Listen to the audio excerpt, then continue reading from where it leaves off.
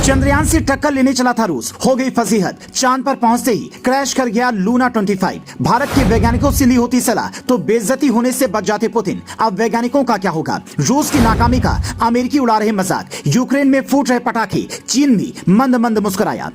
रूस ने भारत के चंद्रयान के बाद अपना स्पेसक्राफ्ट चांद पर भेजा था और उससे चंद्रयान से पहले ही चांद पर लैंड करना था, लेकिन ये तेजी रूस के लिए घातक साबित हुई। जैसे ही उनका स्पेसक्राफ्ट चांद के पास पहुंचा वैसे ही क्रैश कर गया। यह खबर दुनिया में इतनी तेजी से फैली कि मिनटों में इंटरनेट पर वायरल हो गई और ट्विटर पर ट्रेंड करने लगी। इधर आग की तरह यह खबर फैली, उधर पुतिन अपने वैज्ञानिकों पर आग बबूला हो गए और उन्हें अपने दोस्त पीएम मोदी की याद आई, क्योंकि अगर पीएम मोदी की मदद उन्होंने ली होती तो इस हादसे से बचा जा सकता था।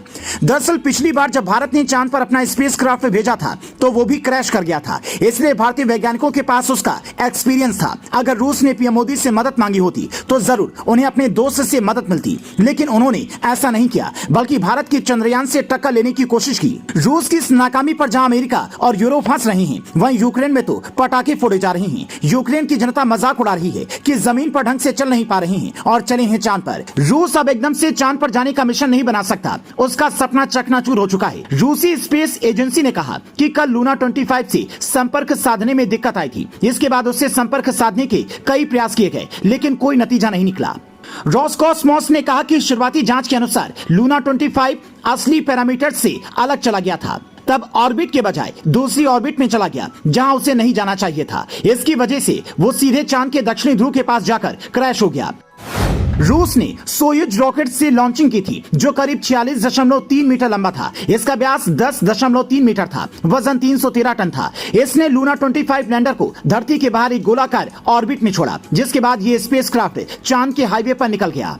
उस हाईवे पर उसने 5 दिन यात्रा की। इसके बाद चांद के चारों ऑर्बिट में पहुंचा, लेकिन तय लैंडिंग से एक दिन पहले ही क्रैश कर गया। रूस का प्लान था कि 21 और 22 अगस्त को लूना 25 चांद की सतह पर उतरेगा। इसका लैंडर चांद की सतह पर 18 किलोमीटर ऊपर पहुंचने के बाद लैंडिंग शुरू करेगा। 15 किलोमीटर ऊंचाई कम करने के बाद 3 किलोमीटर की ऊंचाई से पैसिव डिसेंट होगा, यानी धीरे धीरे लैंडर चांद की सतह पर उतरेगा। 700 मीटर ऊंचाई से थ्रस्टर तेजी से ऑन होंगे ताकि इसकी गति को धीमा कर सकें। 20 मीटर की ऊंचाई पर इंजन धीमी गति से चलेंगे ताकि ये लैंड हो पाए।